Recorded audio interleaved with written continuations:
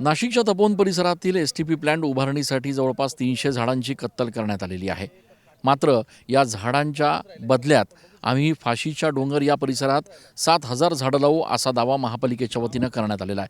आपण आत्ता त्याच फाशीच्या डोंगर परिसरात आहोत, ज्या ठिकाणी महापालिका म्हणते आहे की आम्ही जवळपास 7,000 झाडं जे आहेत ते या ठिकाणी लावलेले आहेत. इथे जर आपण बघितलं तर आपल्याला हे छोटे रोपटे जे आहेत ते या ठिकाणी दिसतात, जे झाडं म्हणून या ठिकाणी रोपण करण्यात आलेले आहेत. मात्र त्यांची अवस्था जर आपण बघितली तर आपल्याला लक्षात येईल की कशा पद्धतीनं यांची निगा देखील राखली जात नाही आहे. यांच्यापैकी अनेक छोटे छोटे रोपं असे आहेत की जे उन्मळून खाली देखील पडलेले आहेत, ज्यांची कुठलीही निगा ठेवली गेली नाही आहे, ज्यांना या ठिकाणी पाणी देखील घालण्यात आलेलं नाही आहे. मुख्य म्हणजे अनेक यापैकी जे झाडं आहेत ते या ठिकाणी वाळल्याचं देखील आपण दृश्यांमध्ये बघतोय. इथे जे खड्डे खणणं अपेक्षित होतं ते खड्डे देखील नियमाला धरून नसल्याचा आरोप जो आहे तो या ठिकाणी पर्यावरणप्रेमींनी केला आहे.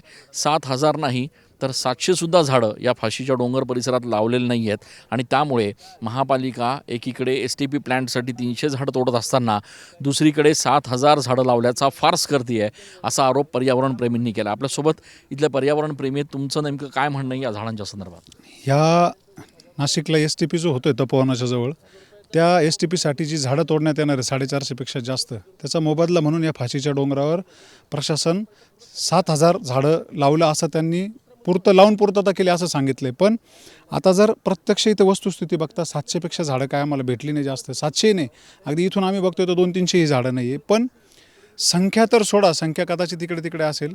इथे जी झाडं लावलीत मूळ शास्त्रानुसार जर पाहिलं कमीत कमी किती छोटं रोप असेल तर 1.5 फूट बाय 2.5 फुटाचं खड्डं घेतलं पाहिजे. इथे जर आपण लाईव्ह बघू शकत असाल, तुम्ही दाखवू शकत असेल तर फक्त हे जे वाळलेलं झाड आहे याची पूर्ण पिशवीही खाली ठेवलेली नाही आहे. लाल मातीसुद्धा याची वरती दिसते. म्हणजे प्रशासनानं न नियम पाळलेला आहे, न झाडांची संख्या पाळलेली. त्याच्या पलीकडे ह्या डोंगराला 3 ते 4 इंचाच्या वर माती कुठेच नाही आहे, खडकाळ सगळा भाग आहे.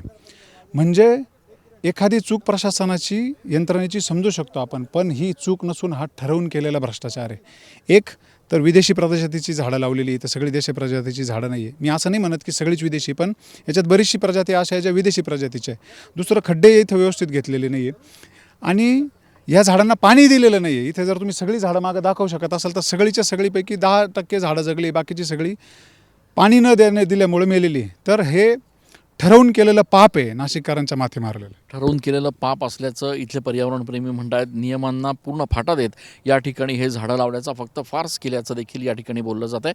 त्यामुळे एकूणच एस.टी.पीच्या निमित्तानं जे 300 झाडं तोडलेत त्या बदल्यात 7,000 तर सोडा, मात्र 700 झाडं या ठिकाणी लावण्यात आलेले नाही आहेत असं चित्र एकूण या ठिकाणी दिसत आहे.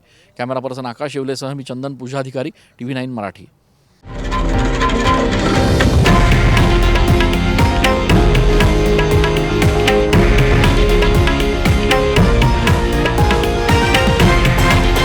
हे आहे देशातील नंबर 1 न्यूज नेटवर्क आणि आपण पाहत आहात TV9 मराठी, एकमेव.